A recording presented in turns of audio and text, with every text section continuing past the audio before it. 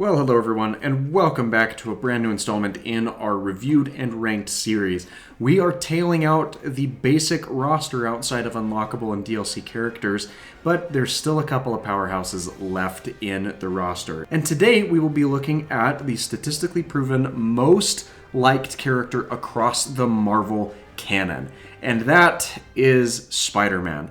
Now, as always, I've got to jump in and give you this reminder. If you're not subscribed to the channel, please make sure you do that. We are closing in on 800 subscribers, and I'd love it if we were able to hit that 1,000 subscriber milestone before the channel's 2-year anniversary in June. So if you could hit that subscribe button, if you haven't done so already, that would greatly help me out.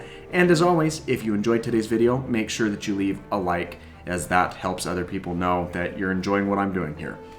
So, talking a little bit about Spider-Man, there's a bunch of things that we need to go through. And first and foremost, we have his team build synergies, of which he has quite a few.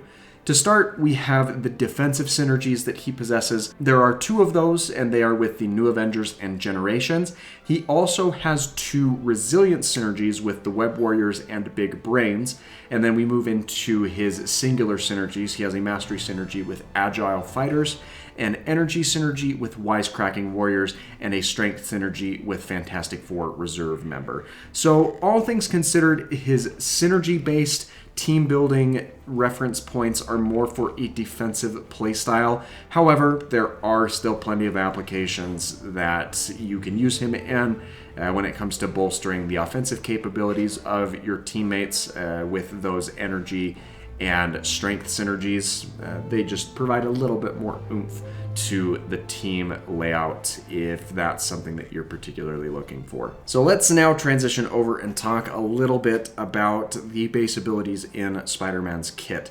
His standard attack combo sequence has technically 6 hits to it. The third input does have 2 different hits on it, so even though you would press the button 5 times to unleash the full combo, you do have a bonus double strike on that third part of the sequence. So not a bad combo, all things considered. And he does make physical contact with the opponents, which is nice against the grunt type enemies that you will be encountering a lot of, as that deters them from retaliating against you as you plow through the opponents in that type of a sequence. Spider-Man's heavy attack involves a web sling where he will shoot a tethered web up to some sort of, in many cases, imaginary anchor points above, and then swing forward. This is a very iconic attack that you see Spider-Man using, where he will propel himself feet first into the opponents, and it allows him to close a little bit of distance between the opponents as well, which certainly helps him in terms of maneuvering around and getting hits in on a lot of the different opponents, especially as they are spread out across the battlefield like they tend to do when combating with the other members of your team. Spider-Man, instead of having a double jump, does have the web sling ability, and this is actually the second to last character in the entire roster that has a web sling, and of course we'll mention the last character when we eventually get there. But this does allow him to traverse a little bit around the different battlefield hazards that crop up, specifically on the floor. So there is some versatility to that, but again, the cautionary warning with these type of abilities is that as you use the web sling ability, it will slowly drain from your available energy points. So there is a trade-off on that you may have to be aware of as you're looking to go around the different hazards throughout the map. Next up, we have the falling aerial attack, and this one is a little bit interesting, mainly due to the fact that it is a flurry of web shots that he unleashes as he comes down towards the ground. And though there are no abilities that Spider-Man has that allows you to set up for the type of falling aerial, it does chain quite nicely out of the heavy attack. And with these bursty type falling aerial attacks, the real benefit to them, even if they don't do a lot of damage like Spider-Man's doesn't, is it does allow you to regain some of your energy points at an increased rate. So there is that benefit, though it's not the strongest falling aerial out of the cast. it certainly does work within what you would expect. The only other thing that would really work for him is what we've seen from Spider-Gwen and Miles Morales, where they will web tether down to the ground and then offer a two-footed slam into the ground as they come down. But a little bit of variety between these characters is always nice to see. So I don't hate the fact that this is the falling aerial they decided to go with, especially where Spider-Man, out of the Spider-Verse hero characters, has had more time in this role and would thus be able to pull off more quote-unquote high-end maneuvers than what other web warriors would be capable of. So I don't hate this. It is just a little bit unfortunate that it trades in the overall damage output department. Still a good move, though. And then we have the block and dodge animation from Spider-Man, which is very standard. He has the two-armed crossed brace in front of his character, and then he will perform a somersault in the direction of input as you decide which way you are attempting to move him out of harm's way. So now let's pivot and talk a little bit about the abilities that Spider-Man has access to. The first one is the web spinner, and this one, it's not meant to be a high damage dealer. As a matter of fact, a lot of the abilities in Spider-Man's kit are not meant to be high damage dealing. The web spinner in particular will release multiple web blasts in the direction that the character is facing, and as you can see here, you can manipulate the angle that he's using that a little bit from side to side. And as you repeatedly press this button, you can continue to unleash these web blasts, which will bind up some of the opponents. It's a lot more successful against the smaller grunt type characters, and you'll hardly ever see this working against mighty characters. And from what I've seen, it never tends to work against the boss type characters. But it does allow you to restrict some of the movement in the zone in front of you and open the larger swaths of enemies up for retaliation from the remainder of your team. This attack has the projectile attack type and the rapid fire trait, has a C classification to damage and energy point consumption, and though it has an F classification to stagger damage, it does kind of have that trade-off again where it does have the ability to bind up opponents, which kind of negates the stagger damage that it can deal. So there is a little bit of a drawback on that aspect that is kind of countered in its own right.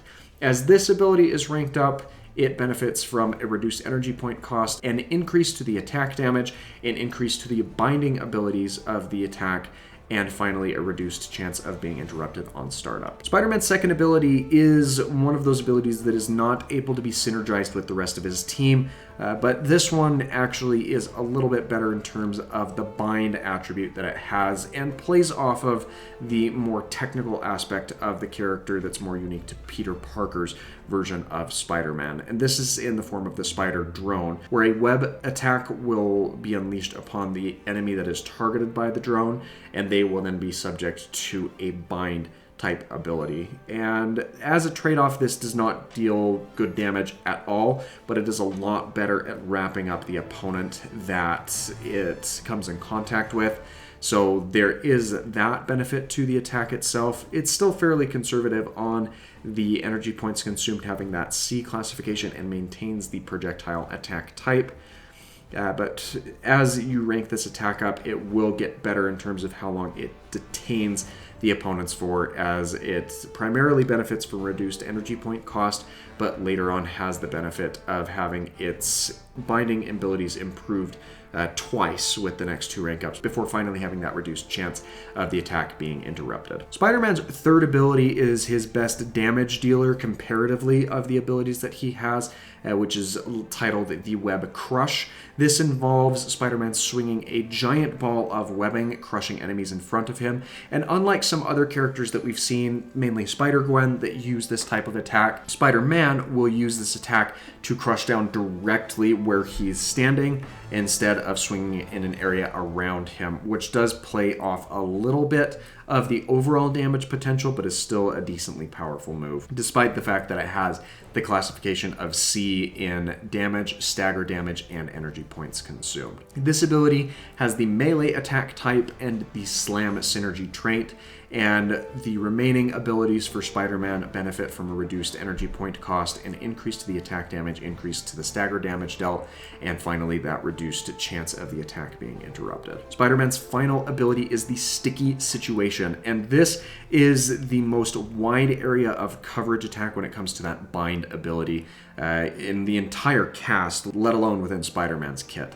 This involves a flurry of Web Blast attacking in the radius around Spider-Man, and that goes out in all directions. He'll spin around rapidly and shoot these Web Blasts out. And it deals more damage to the opponents than the other web-type attacks, though it does have a bit of a detriment as it's so spread out that you don't get to benefit a lot from the overall damage that can be outpoured with this attack, but as a benefit it can be synergized, which will leave your opponents incapacitated and allow you to follow up with other attacks and abilities. So it in that way does allow for more damage that can be dealt out to the opponents. Has that A classification to the damage stat, a C classification to energy points consumed, and a lackluster E classification to the stagger damage, but again, there is that trade-off where this does have the ability to bind enemies, so if you're negating the stagger bar altogether,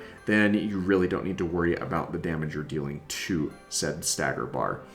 And in closing for this ability, it does have a projectile attack type and the rapid fire synergy trait. Now, Spider-Man's extreme ability is a little bit interesting. It's kind of a combination between the Sticky Situation and the Web Crush.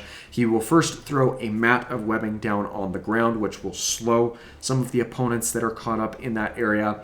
And then he unleashes that flurry of Web Blasts out in his radius before slamming back down with that Web Crush directly from the area of impact. Now, the benefit to this type of approach in an extreme attack is it does cover a decently large amount of space, though the main area of focus is right where the character is standing, and that's kind of where the drawback comes into play, as Spider-Man doesn't course correct or move in order to fully maximize his attack. So if you want to get the best use out of this extreme attack, you'll want to make sure that you are placed where you need to be before instigating the attack. However, this does have a fairly lengthy animation, taking over 6.5 seconds before Spider-Man becomes actionable again. And with that type of a duration, most bosses will be able to free themselves of whatever stun or stagger effect they've been placed under, which will ultimately negate a lot of the damage that you could deal against them. So this extreme attack is not ideal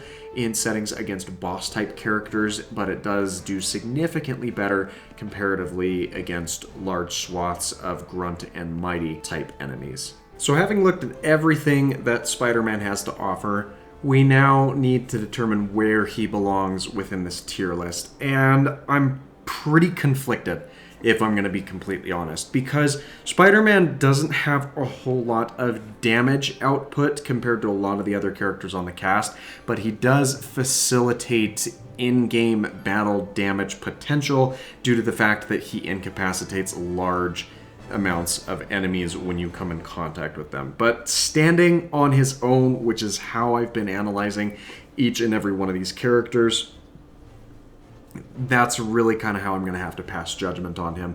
So I will have to relegate him to the B tier cast of characters, and I think the best spot, based off of the damage that he can provide on his own and follow-up potential, that type of stuff, is going to be right here in between Iron Man and Deadpool. So let's go ahead and run Spider-Gwen, Falcon, and Deadpool over a little bit so we can fit Spider-Man into this space right here. And wow, that sprite takes up a lot of space because he's just spread in a fighting stance right there. But that's where I feel like he's going to fit best for the time being. And honestly, he might have the potential to move up once we've looked at all of these other characters. B tier is getting quite full, so we might need to expand this down an additional row in the coming weeks, because we've still got quite a few characters to go through, including the DLC and all that. But what do you think? Do you think that Spider-Man is right about where I praised him? Do you think he's better or worse? Be sure to let me know in the comments down below. And again, if you found today's video helpful and or enjoyable, make sure that you hit that like button, as that greatly helps me out as well. Thanks again for watching, and I hope that you have an absolutely fantastic rest of your day.